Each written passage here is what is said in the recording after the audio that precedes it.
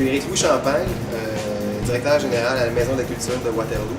Je suis en poste ici depuis maintenant 1 an. Ça vient de faire 1 an. J'ai fêté mon premier anniversaire. Et puis, je viens d'un milieu artistique depuis toujours. J'ai toujours travaillé je suis disquaire en fait de métier. Donc, la poursuite, pour moi, dans le spectacle, semblait tout naturel.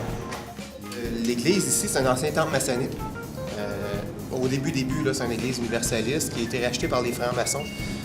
J'étais pas né. J'y vais de ce qui m'a été raconté, forcément. Je l'ai pas dans ma mémoire.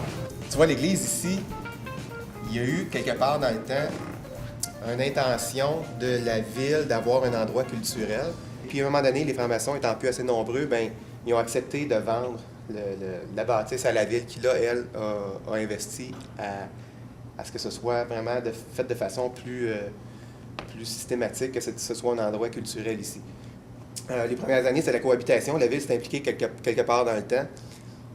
Après ça, ben, c'est ça, c'est là que ça nous a amené avec les agrandissements, avec les mises à niveau. Ce n'est plus une église, mais il y a encore des signes qui apparaissent. Là, on voit dans le haut des fenêtres. Là,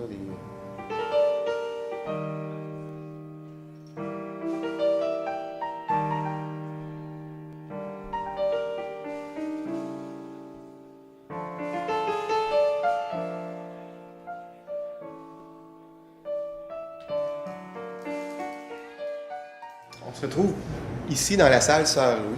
La salle Sœur-Louis a été, en fait, ça s'appelait déjà la salle Sœur-Louis, mais ça a été rénové à l'été 2012. Dans le fond, l'espace a été un peu plus que doublé. Donc, on avait commencé à faire des petits spectacles acoustiques ici, mais vraiment dans un espace très limité. Ces murs-là ont été jetés par terre. La salle a maintenant une capacité, au lieu de 30-32, on peut se rendre à 68. Ce qui nous permet de faire quand même des petits spectacles bien fun. Le vestiaire est parti de là, c'est en allé dans la loge. Et ça a pu permettre de cette façon-là aussi de créer des nouvelles loges dans ce qui était anciennement l'entrepôt, mais des loges beaucoup plus confortables. Puis je pense que les artistes qui viennent nous voir maintenant se sentent quand même assez confortables là, dans la nouvelle loge qu'on leur propose. On a aussi créé un petit bar dans le fond. On s'est servi de l'architecture avec les murs de pierre, puis les boiseries un peu qui sont présentes dans l'ancienne église pour faire en sorte de créer un beau petit bar, beau petit bistrot sur place ici, bien agréable. Tu vois, quand je parlais du mur de pierre qui a été réutilisé avec encore ici les divisions en pierre,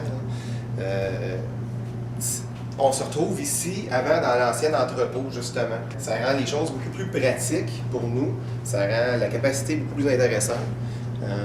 Le confort de l'endroit aussi qu'on a est vraiment là, supérieur à ce que ça pouvait être avant. Donc, on a une très belle petite salle ici en bas.